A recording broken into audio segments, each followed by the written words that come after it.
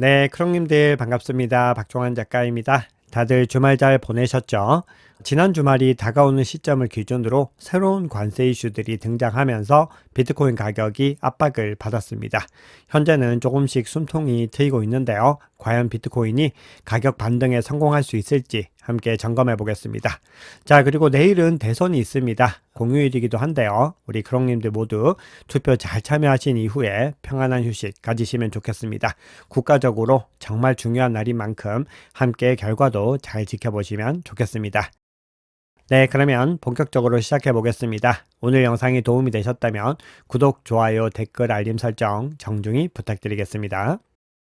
네, 거시경제 이슈부터 한번 살펴봐야 됩니다. 현재 시장에 가격에 많은 영향을 주고 있는 것이 또 거시경제 이슈이고 특히 관세 이슈가 새롭게 좀 변화가 되고 있는데요. 그 흐름들 한번 핵심만 짚어보겠습니다.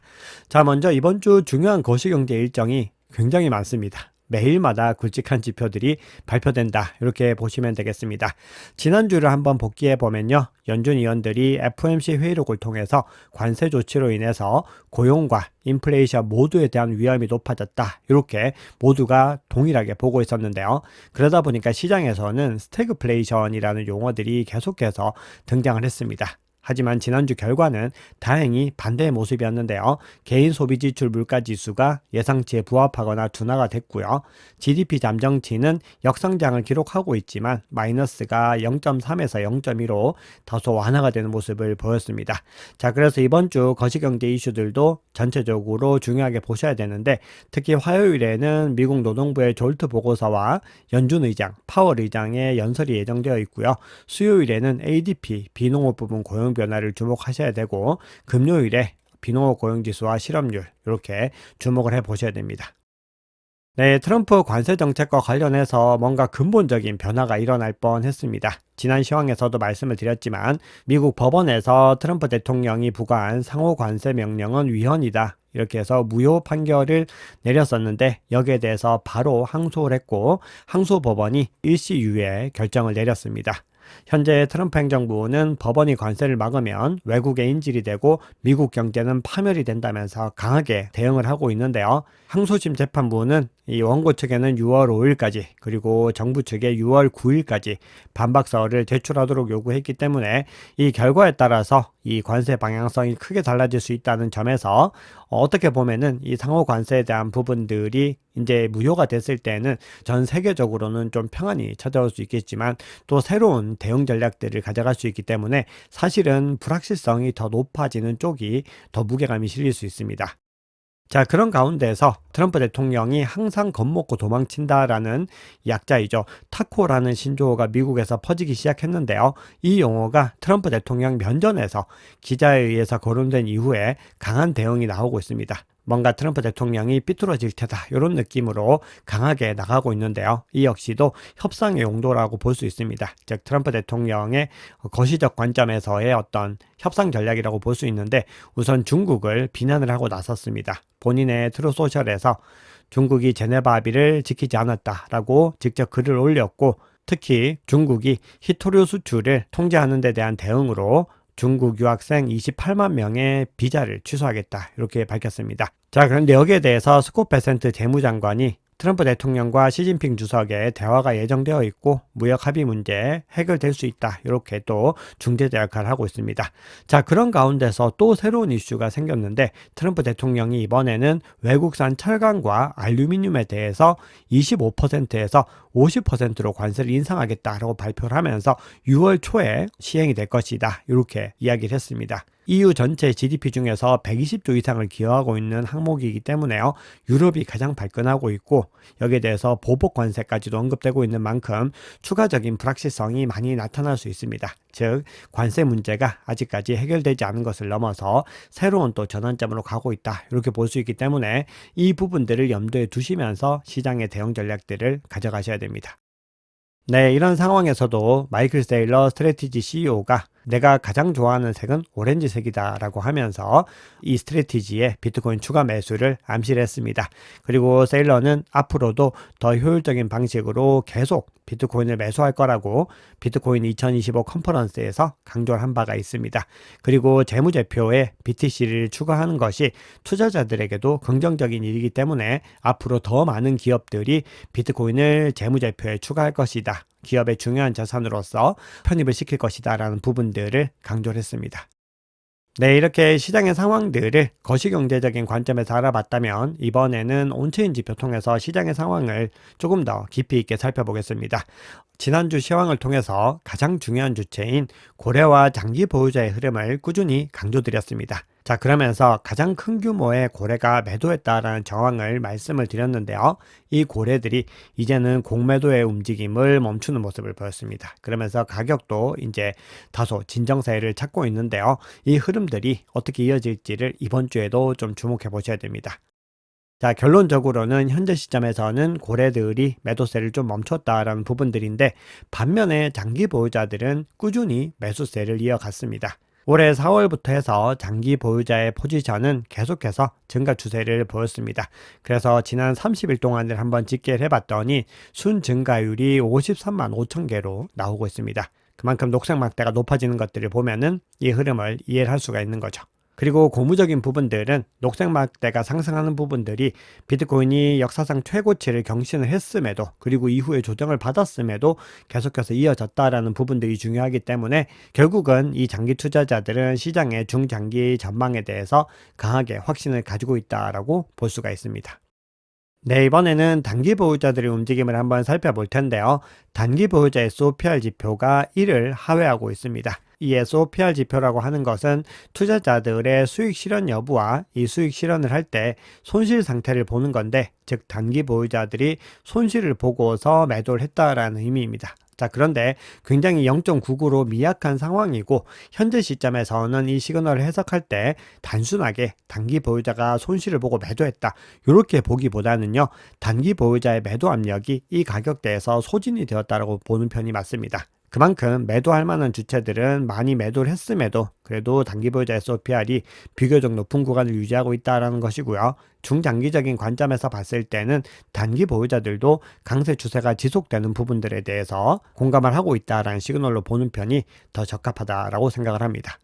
그만큼 시장이 아직까지 과열되지 않았기 때문에 이런 해석을 할 수 있는 부분들인데요. 자, 그 증거로 또 볼 수 있는 것이 펀딩 레이트를 들 수가 있습니다. 현재 펀딩 레이트가 뭔가 투자자들의 불확실성과 그리고 롱 포지션 개시에 대한 주저함을 반영을 하면서 낮은 수준을 계속해서 유지를 하고 있습니다. 작년 두 번의 고점을 찍었던 구간들을 한번 살펴보면은 이렇게 월등하게 높아진 구간들이었는데 아직까지 낮은 수준을 유지한다라고 하는 거는 트럼프 대통령과 관련된 혼란이 반복이 되면서 파생상품 시장에 대해서 아직까지는 투자자들이 신중한 입장을 보이고 있는 겁니다. 그러면은 이 관점은 현재로서는 긍정적입니다. 왜냐하면은 최근에 정고점을 돌파했는데 이러한 상승세가 건전하게 현물 위주로 이루어졌다라는 것이고 파생상품 시장이 아직까지 과열되지 않은 만큼 향후에 과열이 되면은 가격 상승이 더 크게 나타날 수 있다라는 측면에서 우호적이다라고 볼 수가 있는 거죠. 자, 그러면 크립토 퀀트에서 제공하는 강세 지표 한번 살펴보면요. 우선 불스코어 인덱스라고 하는 강세장 지표는 80을 기록을 하면서 현재 시점은 강세장이 지속되고 있다라는 시그널을 줬습니다. 즉, 이 구간에서 정고점을 찍고 가격이 하회를 하고 있음에도 강세장은 지속되고 있다라고 시그널을 보내고 있고요.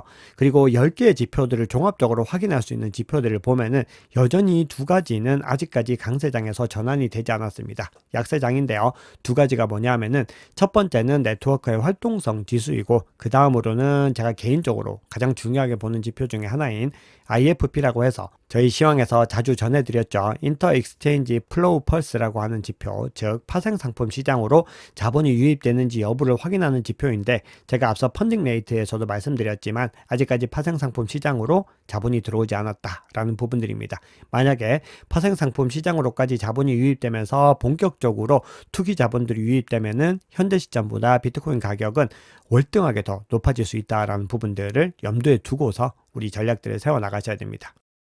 자, 이번에는 샤프 지수를 한번 살펴볼 텐데요. 이 샤프 지수는 자산의 위험 조정 수익률을 측정하는 지표로서 이 지표가 이전 대세 상승장 정점을 찍었던 구간에서는 이 빨간색 선을 터치했던 것을 볼 수 있는데, 이번에는 그 선을 갖다 터치하지 못했고 이만큼 크게 거리가 있는 것을 볼 수 있습니다. 2013년, 17년, 21년에 최고점을 찍었던 그 구간과는 확연하게 다르다라는 걸 볼 수 있죠. 그만큼 현재 상황은 시장의 신중한 낙관론이 이어지고 있다라는 것을 알 수 있습니다. 그런데 중요한 부분들은 현재 이 구간에 있는 구간에서는 사실은 상승을 할 수도 있지만 조정이 같이 동반이 되는 부분들을 지난 사이클을 통해서도 꾸준히 확인할 수 있었습니다. 그만큼 현재 시점은 단기적으로는 조정을 받을 가능성들도 열려 있지만 이 샤프 비율을 통해서 볼 수 있는 가장 중요한 시사점은 아직까지 정점을 찍지 않았다라는 부분들에 있습니다.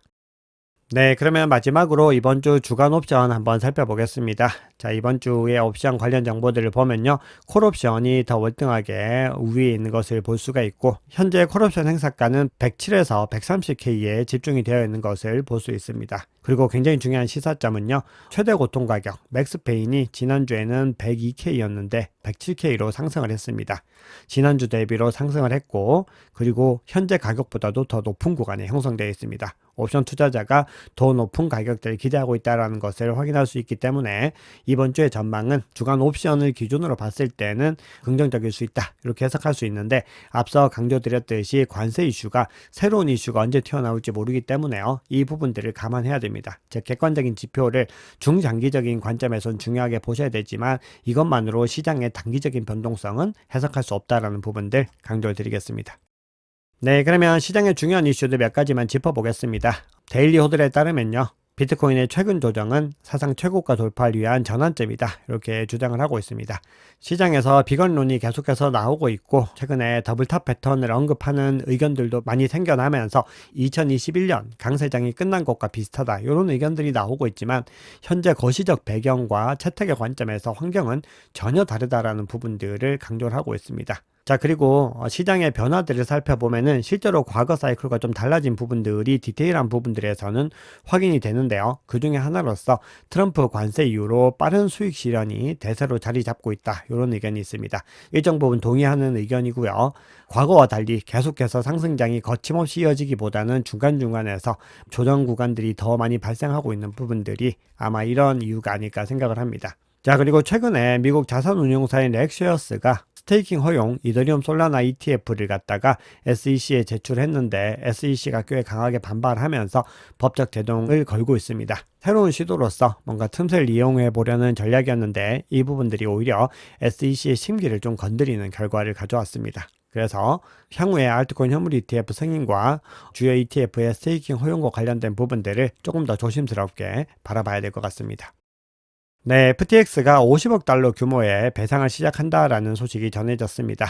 이 50억 달러라고 하는 규모가 이제 배상을 하게 되면은 이 돈을 받는 주체들이 이미 암호화폐 투자를 많이 경험했던 사람들이기 때문에 시장이 회복될 가능성이 높다. 즉, 이 자본, 이 유동성이 암호화폐 시장으로 유입될 수 있다, 이런 기대감들이 나오고 있습니다.